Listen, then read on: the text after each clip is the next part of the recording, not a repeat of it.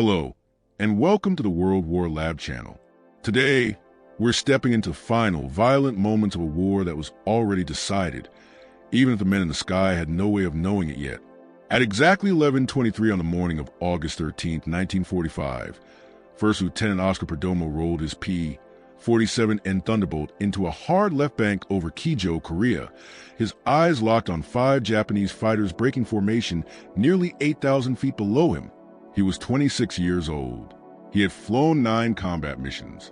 He had not scored a single kill. The son of a Mexican immigrant who once rode with Pancho Villa was about to rewrite his own story in the next 4 minutes. More than 50 Japanese aircraft had risen to intercept 38 American Thunderbolts over the area that would later become Seoul. The Americans were badly outnumbered. They were more than 750 miles from home, and the war everyone believed would drag on for another year was actually less than 48 hours from ending. No one in either formation knew that yet. The atomic bombs had already fallen. Hiroshima on August 6, Nagasaki on August 9th. At that very moment, Emperor Hirohito was meeting with his war council, debating surrender. But over Korea, Japanese pilots were still flying. American pilots were still hunting. And Oscar Perdomo was diving toward 3 trailing enemy fighters with 8.50 caliber machine guns loaded and ready to fire. Painted on the nose of his P-47N was a name, Lil May's Meat Chopper. The artwork showed a baby in a diaper, chewing on a cigar, wearing a derby hat, and gripping a rifle. It was a tribute to his infant son, Kenneth, waiting back home in Los Angeles. Perdomo had no way of knowing if he would ever see that child again. The mission profile called for 8 hours of flying, nearly 1,500 miles round trip, most of it over open ocean, where a single engine failure meant certain death. The P-47N Thunderbolt had been built for exactly this kind of mission. Republic Aviation had redesigned it specifically for Pacific Theater, adding wet wings that carried 93 gallons of fuel in each wing route, fully loaded with external tanks. The aircraft would haul over 200 gallons of fuel. It had the range to escort B-29 superfortresses all the way to Japan and back. It had the firepower to destroy anything it caught. 8 Browning machine guns, 3,000 rounds of ammunition, a 2,800 horsepower Pratt & Whitney radial engine that could push the 7-ton fighter past 460 miles per hour. But range and firepower meant nothing if you could not find the enemy. For 6 weeks, the 57th Fighter Group had flown mission after mission from their base on Ie Shima, a tiny island 4 miles northwest of Okinawa. They had escorted bombers. They had strafed airfields. They had burned fuel and dropped bombs on targets that rarely shot back. The Japanese were hoarding their remaining aircraft, saving them for the invasion everyone expected. Some pilots joked that the enemy had simply run out of planes. August 13th proved them wrong. Mission 507 to 35 launched 53 Thunderbolts at dawn. 15 turned back because of mechanical problems or navigation errors. The remaining 38 droned northwest across the East China Sea, crossed the Korean coastline, and approached Kijo when radar operators reported contacts. Lots of contacts. The Japanese 22nd and 85th Sentai had scrambled everything they had left. Nakajima-ki 84 Frank fighters, Nakajima-ki 43 Oscar fighters, even a pair of Yokosuka K-5Y Willow trainers that had somehow wandered into the wrong piece of sky. If you want to see how Perdomo's Meat Chopper earned its name that morning, please hit that like button. It helps us share these forgotten stories with more people. Subscribe if you're new here. Back to Perdomo. He selected the 3 trailing fighters at the rear of the enemy formation. Standard tactics. Hit the last aircraft first. The leaders wouldn't know they were under attack until their wingmen were already burning. Perdomo pushed the throttle forward, felt the Thunderbolt surge ahead, and watched the distance collapse. 2,000 yards, 1,500, 1,000. At 800 yards, he centered his gun sight on the nearest enemy fighter and squeezed the trigger. The war was about to end. Oscar Perdomo was about to become the last pilot in history to shoot down 5 aircraft in a single day, and he had exactly 4 minutes of ammunition to do it. The first burst struck the trailing key, 84 exactly where Perdomo had aimed. Engine cowling. Cockpit. The Japanese fighter shuddered, belched black smoke, and slipped into a spiraling descent that would end in the Korean countryside, 8,000 feet below. Perdomo did not watch it fall. His gun sight was already shifting to the second aircraft. 9 combat missions without a kill. 6 weeks of escort duty, strafing runs, and empty skies. Now the enemy had finally appeared, and Oscar Perdomo discovered something about himself. He was good at this. Very good. The key, 84 Frank, was Japan's finest fighter in August of 1945. Faster than Zero, better armed, able to climb with American aircraft that had dominated the Pacific for 2 years. Japanese pilots called it the Gale. Allied intelligence rated it as one of the few enemy fighters capable of challenging American air superiority on equal terms. The pilots of the 22nd and 85th Sentai flying over Korea that morning were among Japan's most experienced. None of that mattered when 8.50 caliber machine guns found their mark. Perdomo's second target tried to break right. It was too slow. The P-47N weighed nearly 20,000 pounds fully loaded. It could not turn with a Japanese fighter. It could not climb as fast, but it could dive like nothing else in the sky. And when a Thunderbolt caught an enemy from above and behind, the mathematics of air combat became brutally simple. Speed plus firepower plus surprise equal destruction. The second key, 84, was hit across its entire fuselage. Perdomo saw pieces tear away from the aircraft, a section of wing, part of the tail assembly. Then flames erupted from the fuel tanks, and the fighter became a burning fireball tumbling toward the earth. 2 kills in less than 60 seconds. The third Japanese pilot had seen enough. He rolled inverted and dove for the deck, accelerating away from the American who had just destroyed his wingman. Perdomo let him go. The Thunderbolt had the speed to chase him down, but pursuing a single fleeing enemy meant losing awareness of the larger battle. Somewhere above Korea, 37 other American pilots were fighting against more than 50 Japanese aircraft. Perdomo needed to find his squadron. He pulled the P-47N into a climbing turn, his eyes sweeping the sky for the familiar silhouettes of friendly Thunderbolts. The morning sun made identification difficult. Aircraft twisted and dove in every direction, metal shapes flashing in and out of the glare. Smoke trails cut across the sky, marking the final paths of damaged machines. At least 3 parachutes drifted below, but Perdomo could not tell if they carried American or Japanese pilots. The fuel gauge reminded him that time was no longer on his side. The mission profile called for 8 hours of total flight time. Every minute of combat burned fuel at nearly 3 times the cruise rate. The external tanks had already been dropped before the fight began. Now he was running only on internal fuel, and the return flight to IE Shima would take almost 4 hours. Once again, the mathematics were simple and merciless. Then he saw a movement below, about 800 feet down. 2 aircraft were flying in close formation, heading northeast across the terrain. Perdomo blinked, unsure what he was seeing. The silhouettes did not belong to combat fighters. They were training aircraft. Yokosuka K-5Y Willows, canvas-covered biplanes, relics from another era. What they were doing in the middle of an air battle over Korea made no tactical sense at all. It did not matter. They carried Japanese markings. They were legitimate targets. Perdomo rolled the Thunderbolt inverted and pulled toward the earth, letting gravity build a speed for the intercept. The biplane saw him coming. They separated instantly, each pilot choosing a different escape path. Perdomo picked a closer aircraft and opened fire. The Willow trainer had a maximum speed of about 132 miles per hour. The P-47N was diving at more than 400. The engagement lasted no more than 3 seconds. Perdomo watched the fragile biplane burst into flames, spiral to right, and slam into ground in a column of thick black smoke. His third kill of the morning. He searched for the second Willow but could not find it. The pilot had either vanished into a cloud bank or blended into the terrain below. Perdomo pulled up, regaining altitude, and checked his ammunition counters. The numbers had dropped sharply. 3 kills had already consumed nearly half his rounds. The meat chopper still had teeth, but they were getting shorter by the second. He climbed above the clouds, still searching for friendly aircraft. What he found instead was an ambush. For Japanese fighters were waiting. 4 Najimaki, 84 Franks held the altitude advantage.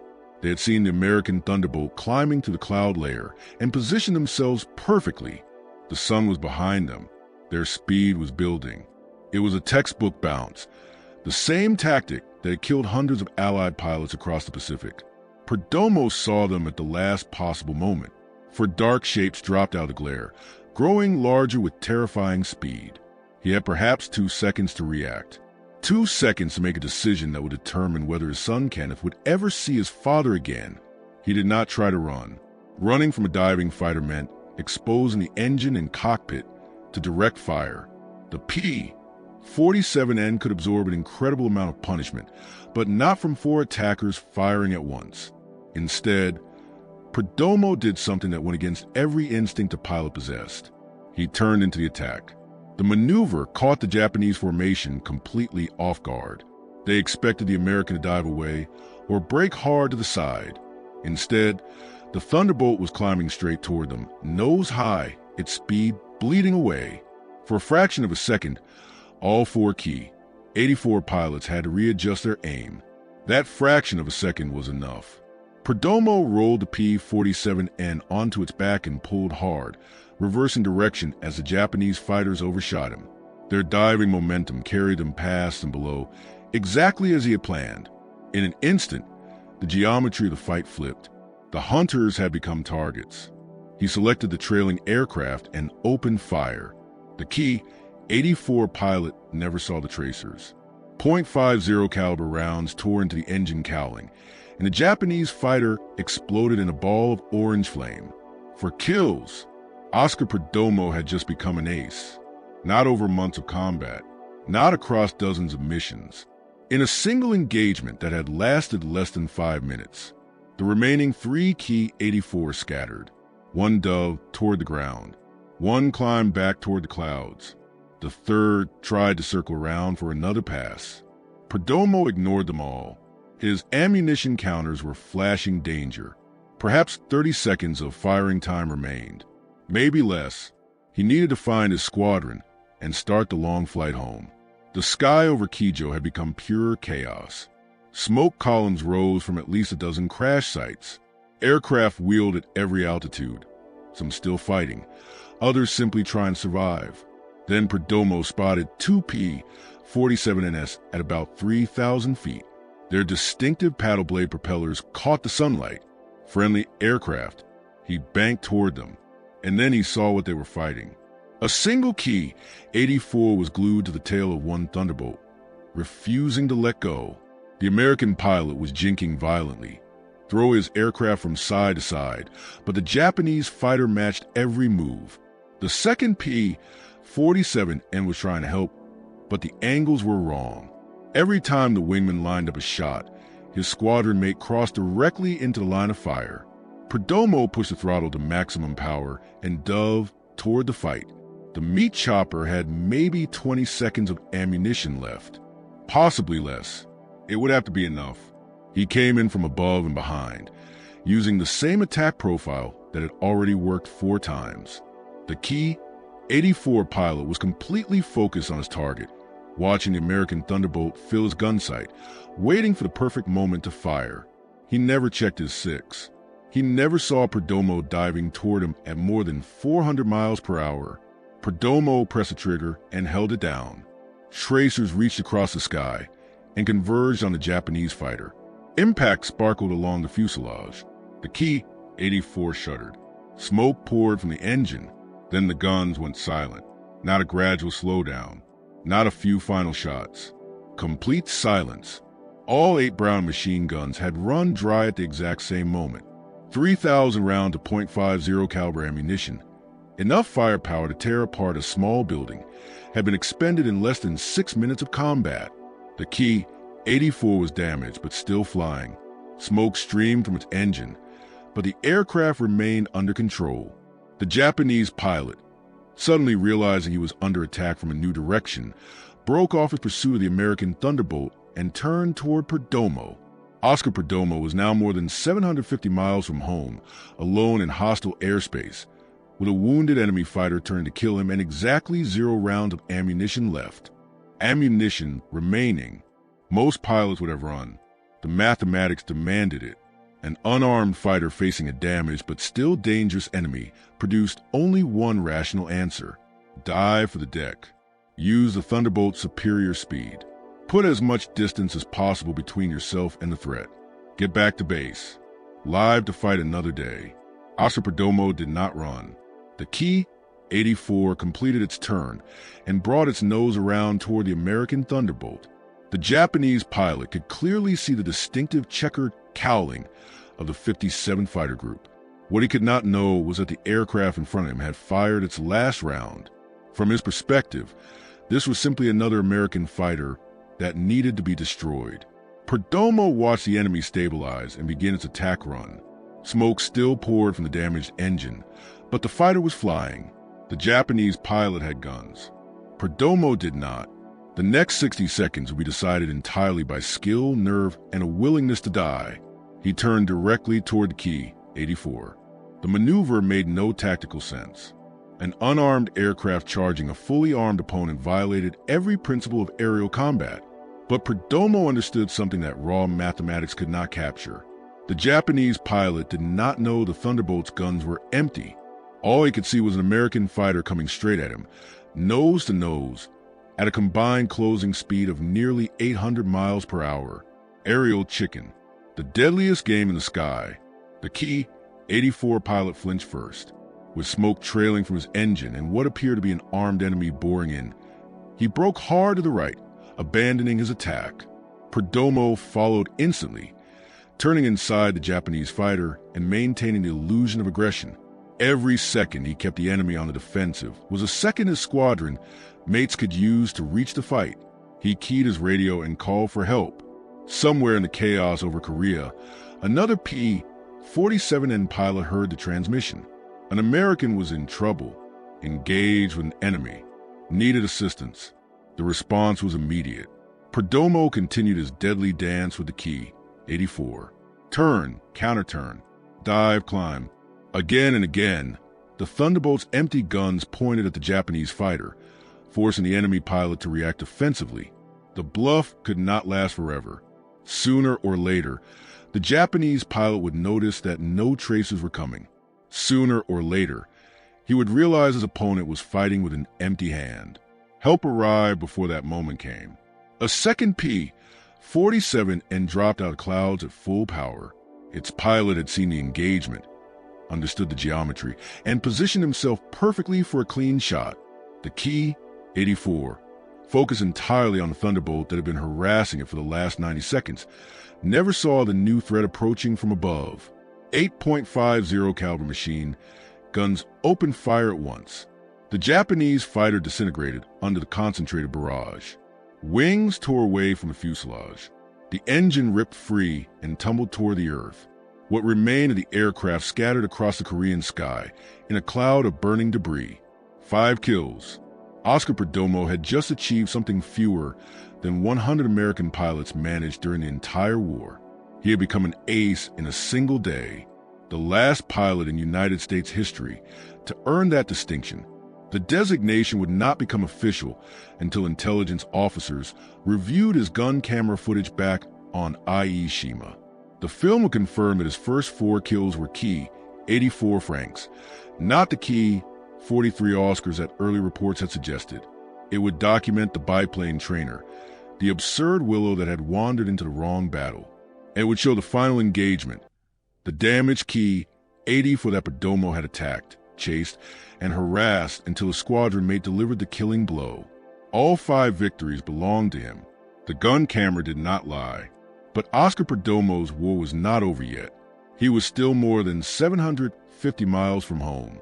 His fuel gauges showed numbers that demanded immediate attention, and the sky over Korea still held Japanese aircraft that wanted very much to kill him.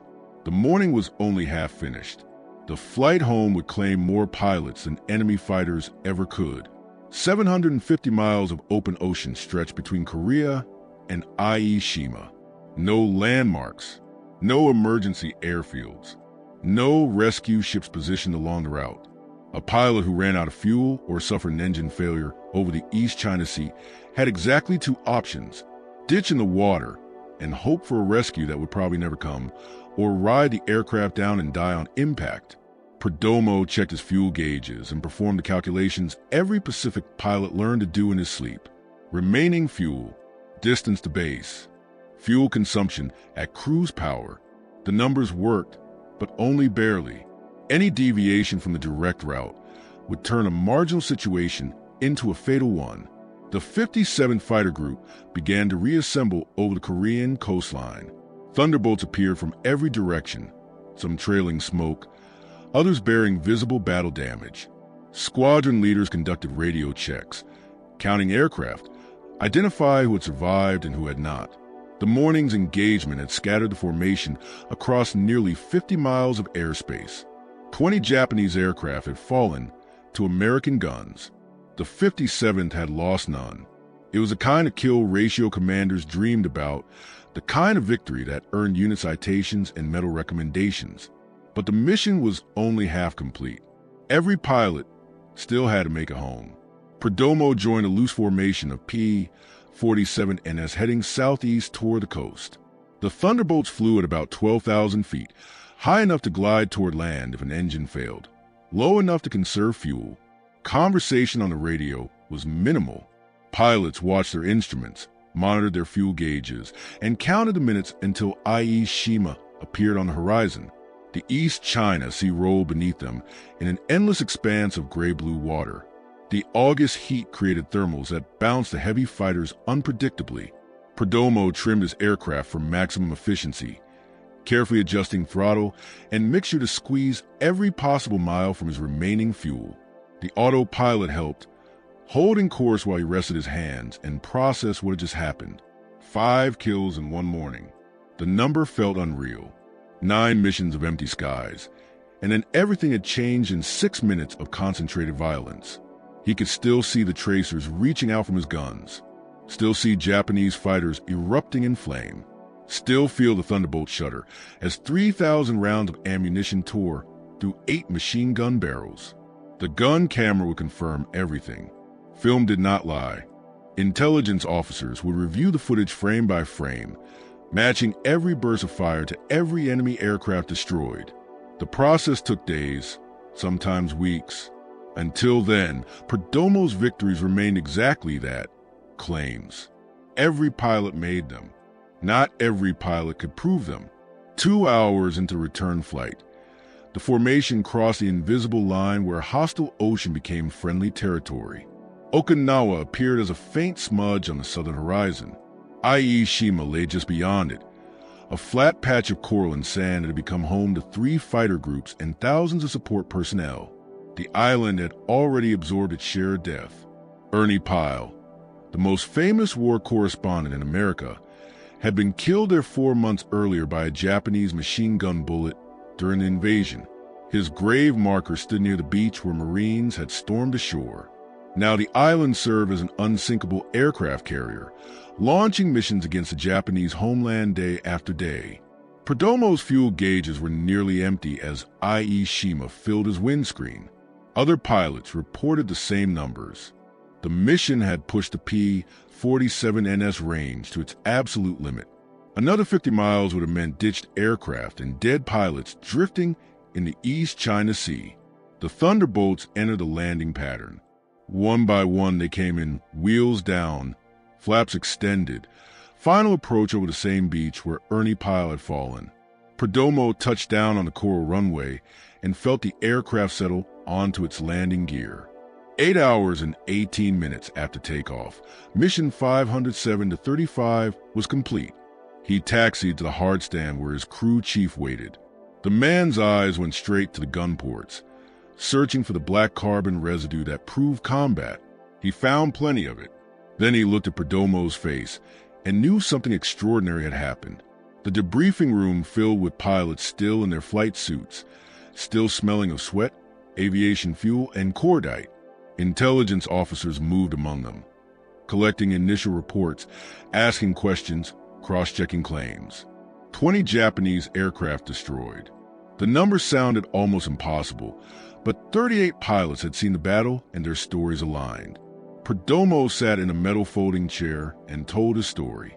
5 enemy aircraft, 4 fighters and 1 trainer. The intelligence officer wrote steadily, pencil scratching across the form. The claims would be filed immediately. Confirmation would wait for the gun camera footage. The 57 Fighter Group had entered combat on July 1st, 1945. 6 weeks of operations, dozens of missions. And until August 8th, they had met almost no aerial opposition. The Japanese had been saving their aircraft, conserving resources, preparing for an invasion that planners on both sides believed would cost millions of lives. August 13th changed everything. The 57th had flown straight into the largest concentration of Japanese fighters they would ever encounter. The result was the most one-sided aerial victory of the Pacific War's final month. 20 enemy aircraft destroyed, 0 American losses. The mathematics of that exchange rate alone would earn the entire group a Presidential Unit Citation. But the war was ending. Nobody on Ie Shima knew it yet, but the Emperor had already decided Japan would surrender. The invasion would never happen. The millions of casualties military planners had grimly accepted would never exist. August 13th, 1945 was one of the last days of aerial combat in World War II. Oscar Perdomo had become an ace on almost the final day. It was still possible to become one. That evening, the gun camera footage arrived at the intelligence section. Technicians threaded the film into projectors and watched the morning's combat unfold frame by frame. Perdomo's camera had captured everything. The first key, 84 taking hits, catching fire, spiraling downward. The second fighter disintegrating under concentrated fire. The Willow trainer burning against the Korean landscape. The fourth kill, the ambusher who became the ambushed. The fifth kill created problem. Perdomo's guns had gone dry before the final key. 84 was destroyed. His gun camera showed the damaged aircraft. It showed the pursuit. It showed the desperate maneuvering of an unarmed Thunderbolt chasing an armed enemy. But the fatal burst of fire had come from another pilot's guns. The intelligence officers debated the credit. Perdomo had attacked the aircraft. He had damaged it. He had chased it until help arrived. The other pilot had delivered the killing blow, but only because Perdomo had forced the engagement and set up the shot. Standard procedure awarded victories to the pilot who inflicted the lethal damage. By that rule, the fifth kill should have belonged to someone else. They gave it to Perdomo anyway. The reasoning was simple. Without his initial attack, the key, 84, would have destroyed the American Thunderbolt it had been pursuing. Without his pursuit, the damaged fighter would have escaped. Without his willingness to chase an armed enemy with empty guns, the engagement would never have happened at all. The fifth kill was a team effort, but Oscar Perdomo had made it possible. 5 confirmed victories in a single day. Ace in a day. That placed him in rare company. Fewer than 50 American pilots had achieved the same feat during the entire war. Chuck Yeager had done it over Europe. Pappy Boyington had done it in the Pacific. Now Oscar Perdomo's name would stand beside theirs in the record books. The next morning, August 14th, the 57 prepared for another mission. Pilots inspected aircraft. Crew chiefs loaded ammunition. Intelligence officers briefed targets.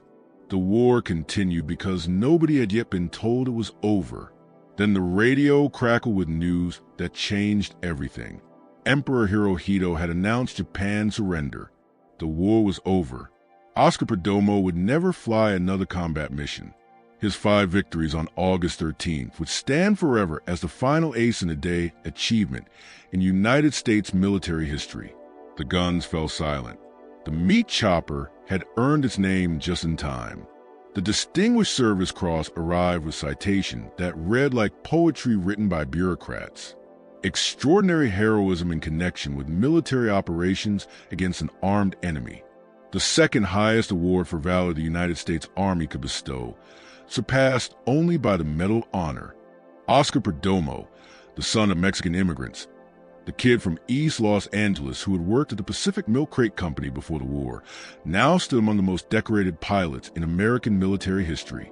First came the Air Medal with an oak leaf cluster, then the Presidential Unit Citation awarded to the entire 57th Fighter Group.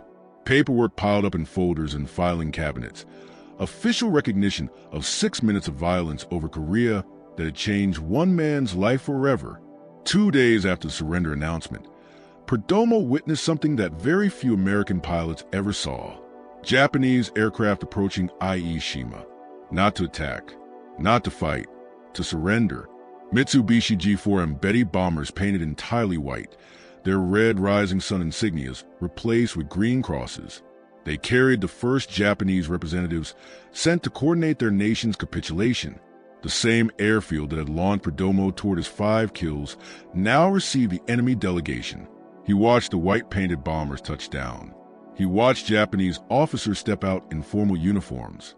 He watched the beginning of the end of the war he had fought. The contrast was almost impossible to process.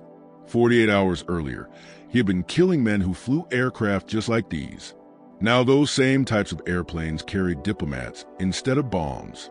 The 57th remained on Ie Shima through the fall of 1945. Occupation duties replaced combat missions. Pilots flew patrols over defeated Japan, watching for resistance that never came. In January 1946, the group transferred to Okinawa. For months later, it was deactivated entirely. Oscar Perdomo's war had ended, but his flying career had not. He stayed in the Army Air Forces after demobilization, one of the few wartime pilots retained for peacetime service. In 1947, when the Air Force became an independent branch, Perdomo transferred into the new organization. He flew different aircraft now, jets instead of propeller-driven fighters. The technology was unrecognizable, but the fundamentals were unchanged. Stick and rudder, eyes outside the cockpit, the instincts that had kept him alive over Korea. He left active duty in January 1950 and returned to civilian life in Los Angeles.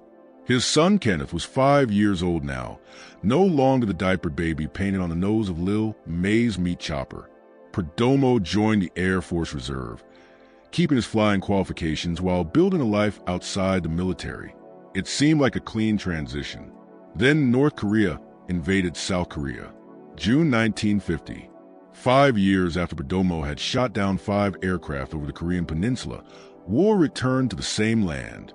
The United States mobilized rapidly, recalling reservists, activating units, preparing for a conflict that would last 3 years and cost nearly 40,000 American lives. Captain Oscar Perdomo reported for active duty on June 30th, 1950. The Air Force needed experienced pilots. The man who had become the last ace in a day over Korea was going back. He flew F-84 Thunderjets and F-86 Sabres during his second war. The aircraft still carried nose art, but no pictures of babies with cigars and derby hats. Kenneth was a teenager now, too old for that kind of tribute. Perdomo flew training missions, qualified new pilots, and helped build the force that would fight communist MiGs over the Yalu River. In February 1955, his skills saved lives one more time. Flying a T-33 trainer with a student in the rear seat, Perdomo's aircraft developed a severe fuel leak. Gasoline fumes filled the cockpit, burning his eyes and making it nearly impossible to see his instruments. Most pilots would have ejected, abandoning the aircraft to save themselves. Perdomo stayed with the plane. He executed a dead-stick landing without engine power and brought both himself and his students safely to the ground. He retired from the Air Force in January 1958 with the rank of Major, 20 years of service, 2 wars, 5 kills in a single day, a career most pilots could only dream about. The man who had once charged Japanese fighters with empty guns finally stopped flying. Oscar Perdomo settled into civilian life in Los Angeles. He had survived 2 wars. He had achieved something that would never be repeated. He had a wife, a home, and children who knew their father as more than a name on a medal citation. The years passed quietly. Memories of Korea faded into stories told at veterans' gatherings, details sharpening or softening depending on the audience. Then Vietnam took his son. Specialist 4th Class Chris Mitchell Perdomo served as a door gunner on a UH-1 Iroquois helicopter. The same boy whose infant face had once decorated the nose of Lil May's meat chopper had grown into a young man flying into combat, just as his father had done 25 years earlier. On May 5, 1970, his helicopter crashed and exploded 5 miles southwest of Phu in South Vietnam. Chris Mitchell Perdomo was one of 3 crew members killed. The loss destroyed Oscar Perdomo. He had survived Japanese fighters. He had survived empty guns and 8-hour missions over open ocean. He had survived fuel leaks, dead stick landings, and 2 wars that killed millions. But he could not survive the death of his son. The man who had charged armed enemies with an unarmed aircraft turned to alcohol. It consumed him the way flames had once consumed Japanese fighters over Korea. Major Oscar Francis Perdomo died on March 2, 1976, in Los Angeles. He was 56 years old.